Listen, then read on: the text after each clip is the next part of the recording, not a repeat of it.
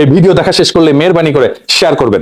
আমি আমার পলিটিক্যাল যেই চিন্তা সেই কারণে আমি ভোট দিতে যাইনি। তার তিনটা কারণ মূলত। এক হচ্ছে যে নির্বাচনে যদি অনিশ্চয়তা না থাকে তাহলে সেটাকে তো আপনি আসলে নির্বাচন বলতে পারেন না, সেটা মনোনয়ন।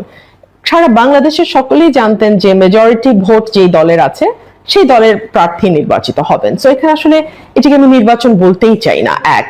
দুই হচ্ছে ৭০ অনুচ্ছেদ নিয়ে আমাদের দীর্ঘদিনের আন্দোলন সংগ্রাম হচ্ছে যে ৭০ অনুচ্ছেদকে অ্যাজ ইট ইজ আমরা রাখবো না। আমরা দলের সদস্যরা দল করলেও তারা চাইলে ইন্ডিপেন্ডেন্টলি ভোটাধিকার প্রয়োগ করতে পারবেন। কিন্তু আমরা দেখলাম যে এখানে বারবার সতর্ক করা হলো যে বিএনপির যারা সংসদ সদস্য আছেন তারা দলের বাইরে কোনোভাবেই ভোট দিতে পারবেন না, এবং যদি তারা ভোট দেন তাহলে তাদের সংসদ সদস্য পদ বাতিল হয়ে যাবে। সো তাহলে আর ৭০ অনুচ্ছেদ নিয়ে এই যে বড় বড় কথা কি দরকার ছিল?